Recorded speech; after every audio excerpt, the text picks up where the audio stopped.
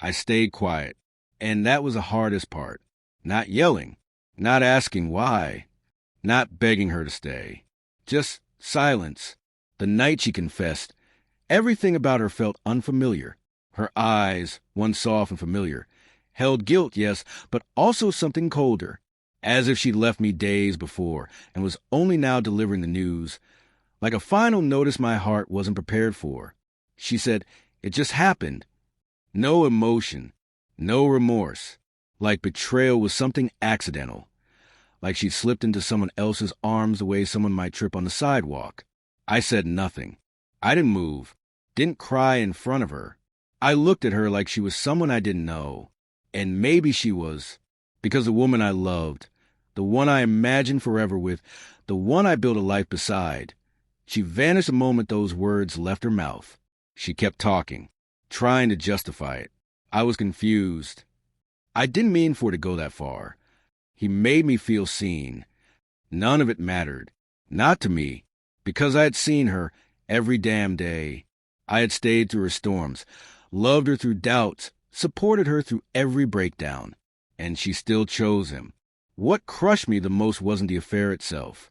It was how easily she walked away, as if what we had didn't mean anything, as if our memories were just pages in a chapter she regretted writing. Then she asked, "Can we still be friends?" That's when I finally spoke. I looked at her and said the only thing left inside me, "I hope he was worth it." And then I walked away. No dramatic exit, no revenge, no closure, just silence. The months that followed were just as quiet, painfully quiet. People talk about heartbreak like it's this loud, cinematic thing, but the real agony lives in the silence, in the stillness of an empty room, in the way you sit there wondering if you were ever enough, if every "I love you" is a lie, if you missed the signs or just chose not to see them, because love makes fools out of all of us. I didn't block her, didn't delete her number, but I never reached out, not once, and she didn't either. That silence told me everything I needed to know. I moved on. New job, gym sessions, a change of routine. At first, it was just a distraction, but slowly, piece by piece, the healing became real. It came in early mornings, in quiet nights, in journaling, in long walks with no music, in standing in front of the mirror and whispering, "You're going to be okay." 1 year later, on a peaceful Sunday afternoon, someone knocked on my door. I wasn't expecting anyone. When I opened it, there she was, hair tied back, eyes swollen, face pale, and in her arms, a wedding dress. For a second, I thought I was dreaming. But no, it was real. She looked at me, lips trembling, and said softly, "I couldn't do it." She walked in without waiting for permission, holding the dress like it weighed the world. "I was supposed to get married today," she whispered. He was waiting at the altar, but I couldn't go through with it. I stood there, frozen, unable to make sense of what I was seeing. She sat down on the edge of my couch, still holding that white dress like it was a confession. And then she broke, sobbing, shaking, words tumbling between gasps for air. I kept telling myself I loved him, that he was what I needed. But the truth is, I was just running from what I lost. Her voice cracked. "I lost you, and I deserved to, but I never stopped thinking about you." I couldn't breathe. A year without her.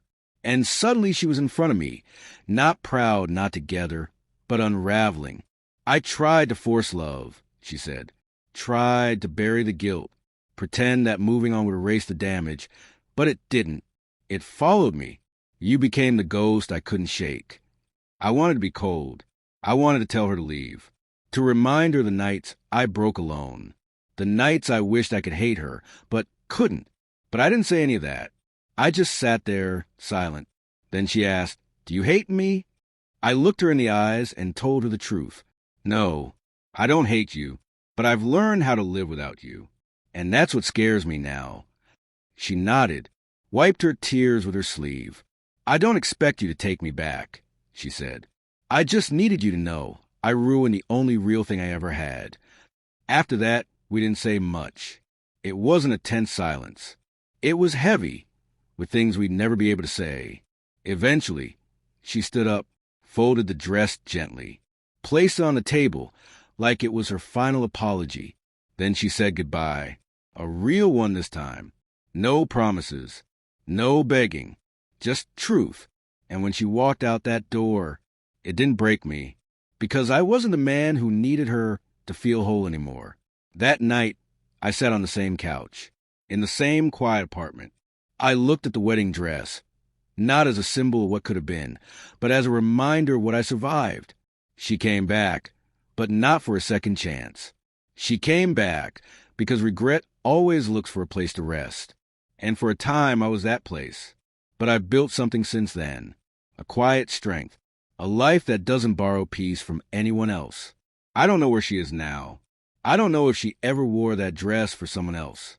And honestly, I don't need to, because when it broke me, I stayed silent. And that silence became my shield, my healing. She returned with tears and a wedding dress.